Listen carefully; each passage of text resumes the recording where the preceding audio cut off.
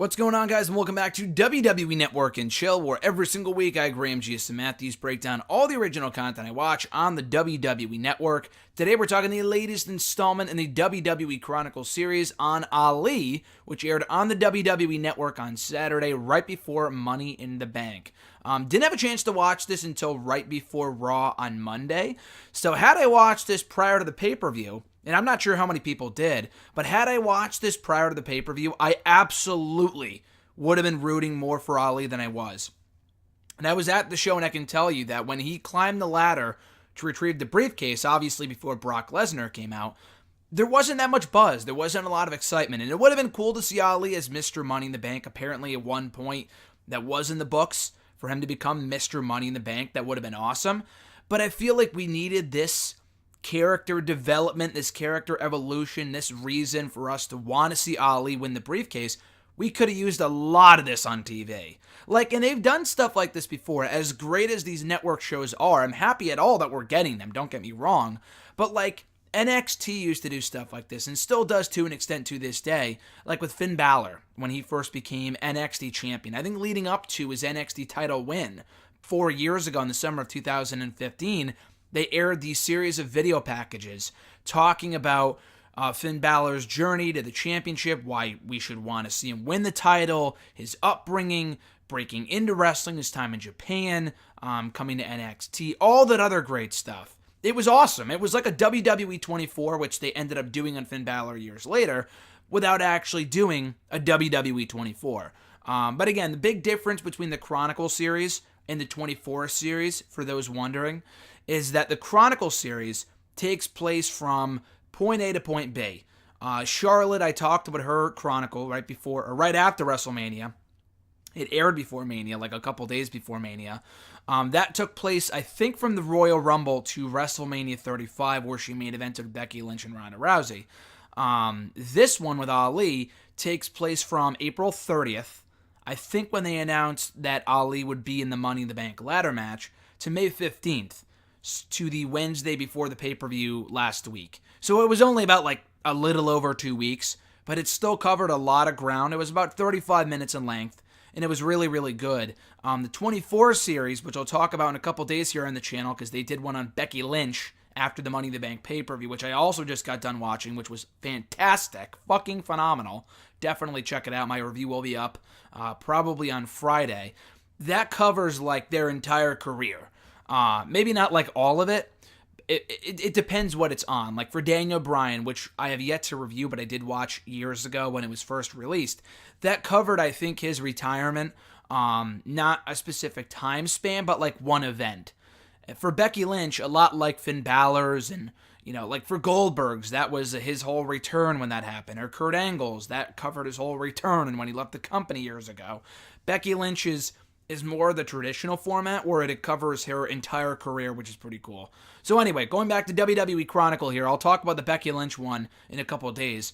Here with Ali, to kick off the special, he reacts to being announced for the Money in the Bank ladder match.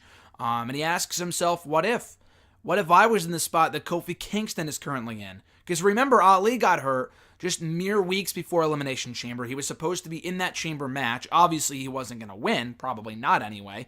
But people were talking before Ali got injured what the WrestleMania match was going to be. There was no obvious choice. And maybe they still would have gone with their original plan of doing Daniel Bryan versus Kevin Owens for the title, which probably still would have been good. The Kofi story just kind of wrote itself and made a lot of sense. It was really awesome to see. Still is awesome to see. He's still the reigning WWE champion as I record this.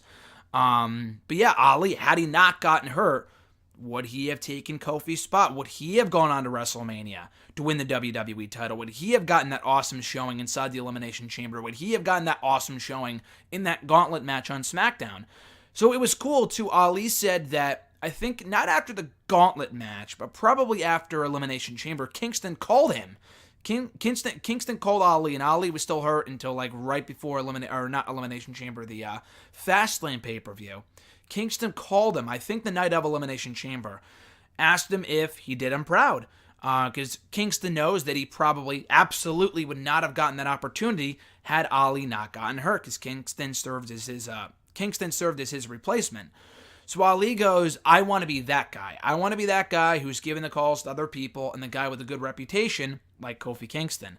So then Ali talks about almost quitting wrestling many, many years ago when he was doing the whole cop thing and not wanting to do the wrestling thing. So there was a big chance that what he's doing now almost did not happen many, many years ago. He trains at an academy, I think, near where he lives in Chicago to kind of get ready for Money in the Bank. He talks about how he wants to break down barriers for people that look like him and stuff like that. And he told this whole story on Talk is Jericho with Chris Jericho a few months ago. And it was an amazing listen, but he kind of retells the same story here. And by break down barriers, he means about how when he first started out wrestling, he was told that he had to be a bad guy because of how he looked. He's Muslim. So, of course, back then, this is years ago, this is probably in the early 2000s, right after like 9/11, that the Muslims were the bad guys, they're bad people, everyone who is Muslim is, a bad person, blah, blah, blah. And they would play that card up in wrestling quite a bit. So he was told all the time on the independent scene because of how he looked, he had to be the bad guy. He also recalled being in high school when 9/11 happened back in 2001. And at that point, he had to hide from where he was from. It didn't really dawn on him until that point that he wasn't as American as he thought he was. Because he was like, oh, what a terrible thing to happen to us. And he's talking about like us as an Americans, and people would look at him and be like, you're not one of us, like you're one of them. That's your people. We're our own people, which is fucking terrible. And thankfully, people have since changed how they view Muslims and just kind of people in general. I believe anyway, maybe not everybody, but we've definitely come a long way from where we were almost 20 years ago when 9/11 happened and how people view other people and stuff like that. I think we're more inviting and welcoming all these years later. Again, not everybody. Not to say that everyone is like that, but I feel like we have improved immensely in that department since 2001, since this whole thing went down. But he talked about how when he was playing the bad guy on the independent scene, he would make kids hate him. And he saw this hate in one kid's eyes at a specific show, and he said, I don't want to make kids hate me anymore because of who I look like. I don't want to make this kid hate people who look like me at his school because I'm playing the bad guy on this show. I don't want to do that anymore. So he talks about Ramadan and the sacrifices he make for that and how much it means to him, so on and so forth. He talked about how he had to lie what he did for a living originally because people wouldn't take him seriously and stuff like that. He had to tell someone at one point that he was a boxer in order to not be laughed at or scrutinized, so on and so forth. He also talked about his life as a police officer, which again, he went in great detail about this on that Jericho podcast, which was, again, fantastic and well worth the listen. He told a story about how he was on the job one night. Maybe when he first started out, it was around that time. This kind of spooked him a bit into not really wanting to be a cop anymore. He got a call, as all the other cops do in that area. This is in Chicago, too, obviously not the safest place in the world, about a guy, I think, robbing a woman or scaring a woman with a gun. And the guy had a gun. He didn't shoot her or anything, but he was on the run, and he was on the run to where Ali was. So Ali's just waiting for this guy to approach him, and he sees the guy in the hood as detailed, and the guy gets spooked. He just throws the gun and takes off. Ali had a split-second decision. Do I shoot this guy or do I not shoot this guy? Because this guy has a gun. In that case, you fucking shoot the guy. Ali didn't. And he later finds out, he's later grateful that he didn't after finding out that the gun was a fake. It was a plastic gun. So in his conscience, had he shot this guy, who didn't even really have a real gun, he would have forever felt guilty, as I'm sure many other, if not everyone else, would. And I think that was the turning point for him, where he realized, I don't want to have to make these decisions anymore. I don't want to do this. He talks about how his biggest fear is time and not having enough of it, and he feels a lot of pressure all the time, having to represent his people, Muslims, stuff like that, breaking barriers. He's a WWE wrestler, but at the same time, he's a father, he's a husband. Not having enough time is one of his biggest fears he talks about. So he goes to the barber, and while there, the guy asks him, who's your favorite of all time? And I think he says Bret Hart, and then he says, at another point, I forgot who else he said, maybe Shawn Michaels. And the barber was like, my favorite was Eddie Guerrero, because this guy's Latino. So he was like, as a Latino, I looked up to Eddie, so whenever he said Latino, I felt that. And it's perfect with what Ali's talking about here, because he wants to be that same way for other people. He wants to be looked up as as an idol for other people and being Muslim. And when he talks about being Muslim and representing his people, he wants those people to feel that. And not just Muslim people, but really anyone. That he stands up for what he believes in, regardless of what you look like, your gender, your race, your religion. Again, stuff of that nature. So anyway, we hear from his wife, who talks about meeting Ali and finding out he was a wrestler and not really, kind of not really knowing what she was getting into at first. But Ali talks about how she's always believed in him, she's always been there, and he does everything that he does for her and their daughter, who was born, I think, in 2010, 2011, upon further research, aka Wikipedia. And he says none of this is possible without her, which is great. He talks about how he looks forward to eating during Ramadan, because the whole purpose of Ramadan is when you look forward to eating and kind of fasting yourself, because there are other people out there who don't know when they're going to eat next. So it makes you that much more grateful for what you have. So he reflects before he eats after matches and stuff about the people that don't have food, that don't know when they're going to eat next, and he prays for those people. So he FaceTimes his daughter in the car on his way to a training session with Seamus, where they trained and they worked out for Seamus' YouTube channel. So he looks ahead to Money in the Bank. He says the finish line is right there with the pay-per-view. It's right there. And by the way, Seamus has been out injured since right after WrestleMania. So I guess even though he's injured, he's still doing the workout stuff. I don't follow him on YouTube, so I don't know.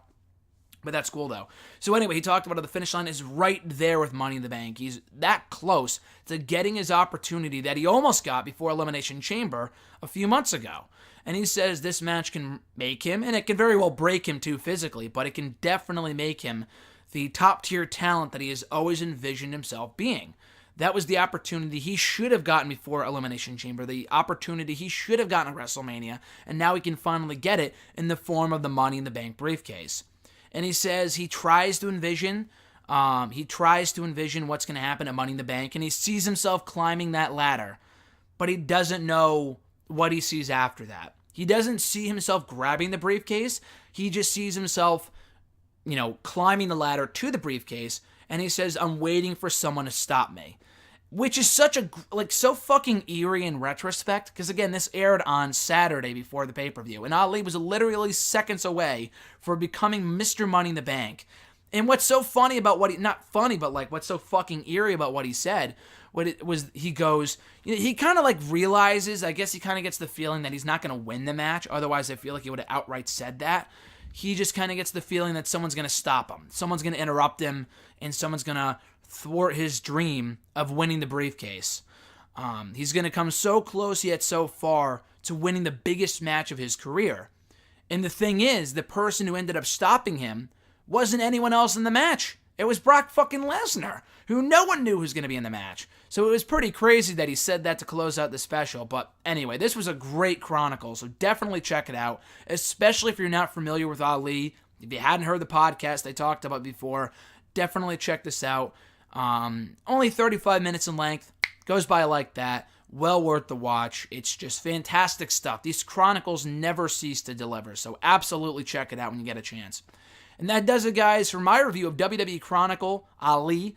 So absolutely watch it on the WWE Network one of these days. I will be talking about the WWE 24 special on Becky Lynch, The Man, probably this Friday, before I break down and review the season finale of Miz and Mrs. on Saturday. So we got a full slate of shows coming up for you guys in the coming days, so stay tuned for that.